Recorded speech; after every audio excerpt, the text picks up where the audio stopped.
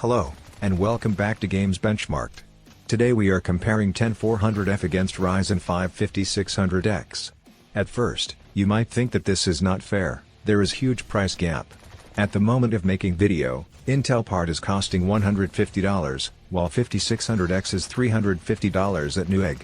AMD have numerous advantages: smaller manufacturing node, bigger cache, 32 MB versus 12, better single-thread performance, better multi-thread performance and higher clock speeds. So it should not be even close, but we'll see. In my comparison, AMD processor is overclocked using curve optimizer, and plus 300 MHz. This feature is enabled for all B550 and X570 boards, and is pretty straightforward, so you should always use it. With curve optimizer, you are boosting single-thread and multi-thread performance, while you can keep voltage in check. If you prefer results without curve optimizer, just with enabled PBO, then you can subtract 1 or 2% from my workload and gaming scores. First, we will start with productivity benchmarks. I understand that most people do not particularly care about productivity tasks with those hexa-core processors, but for those who do, I have quick graphs. First set of tasks are in seconds, lower is better. As we can see, almost all workloads perform as expected. 5600X enjoying solid lead, from 28 to 47%. Except Metashape.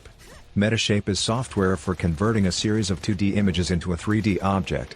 10400F is winning by 35% margin. So if you are using only Metashape, Intel is a no-brainer for this particular application. Second set of tasks are in points, higher is better. Biggest win for AMD is in Cinebench R15 multi-thread test, 53%. Smallest win for AMD is in Geekbench multi-core test, 33%. Unfortunately, Intel could beat or match AMD only in Metashape. So far, so good. You are paying hefty premium, but you are getting very solid performance leads. With Intel being destroyed in single-thread and multi-thread applications, AMD should enjoy easy win in gaming too, right? Well, let's see. As always, recording is done with GPU running the game. If you want most accurate results, skip to the end of each title. Those FPS numbers are captured without recording. He had some, but there's a grim story to it all. Anyway, Vivaldi's taken over the auctions.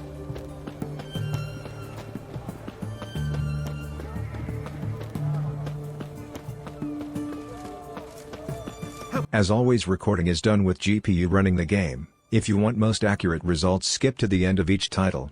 Those FPS numbers are captured without recording. First game is Witcher 3. In all games there will be stock and overclocked FPS from Ryzen 5 5600X.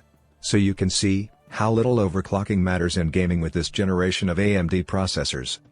So, Intel is scoring pretty solid, 197 FPS. Unfortunately, it's no match to AMD. Overclocked 5600X scored 231 FPS. Solid 18% lead. If we look at frame time graph, then their AMD is winning even more. There is couple of spikes for Intel which are 30 milliseconds or more. That is definitely noticeable in actual gameplay.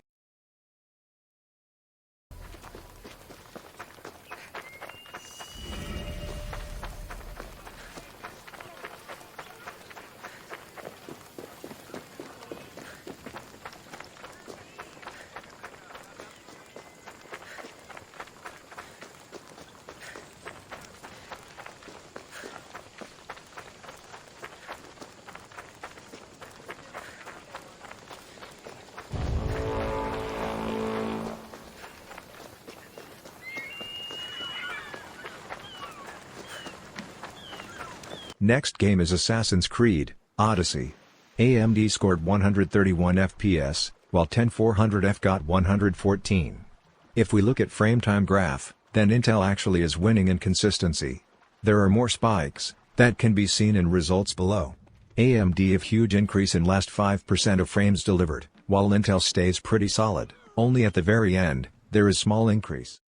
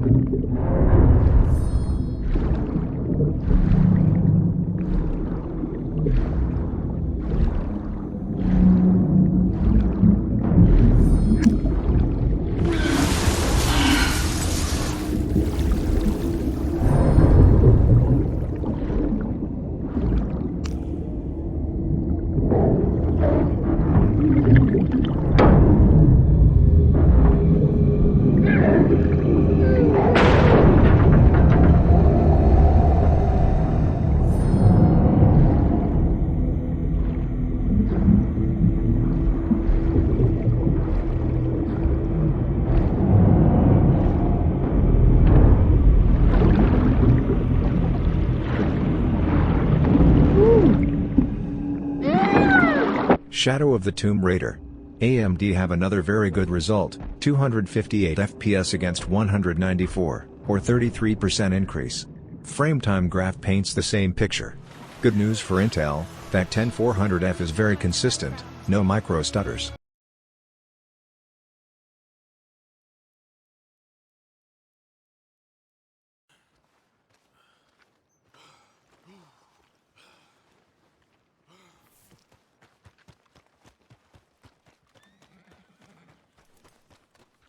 I ain't moving.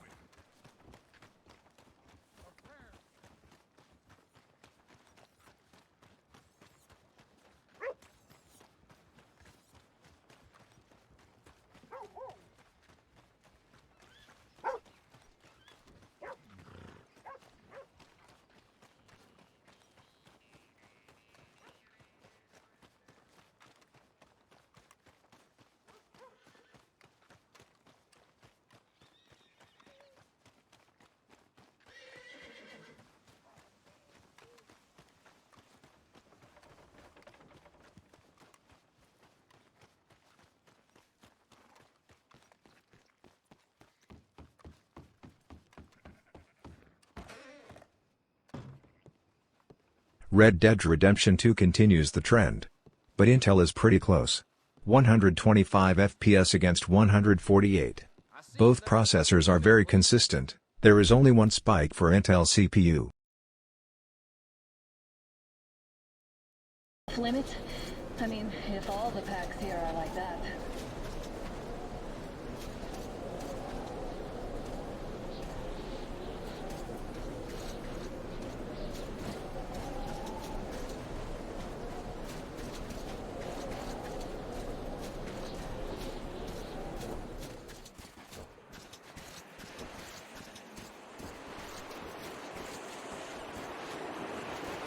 How about we take the bridge to cross the railroad?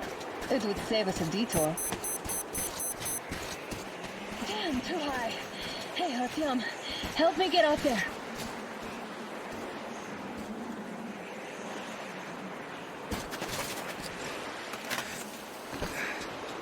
Shit! Come up now.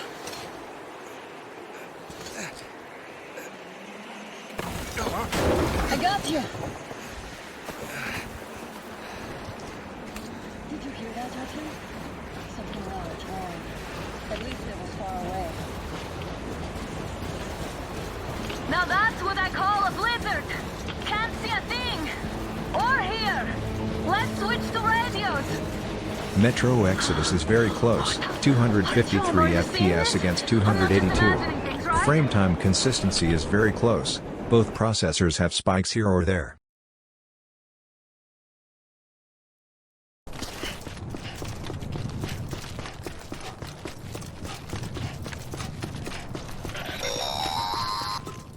Sam, if you want to confirm you're headed the right way, check your compass.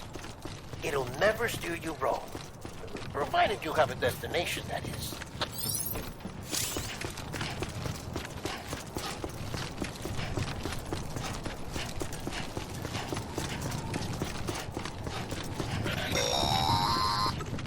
Central wasn't just home to Bridges HQ. It was also the seat of the Reconstructionist movement. If the president hadn't required special treatment, she would have never left. And if she hadn't, we wouldn't have either.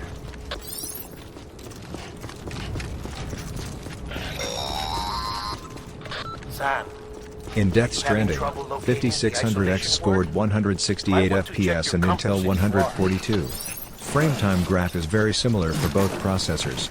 There is no big spikes, and 0.1% low result is identical. Next game is Total War, Troy. This is only game where I deliberately chose to be GPU bound. It was mainly for two reasons. 1. Reducing quality drastically reduces CPU load. 2. I wanted to show how it looks when you are GPU bound. Unfortunately, I have lost recording of 5600X. I just have results. AMD enjoys small win here, 132 FPS, against 119. Frame time graph is very similar for both processors.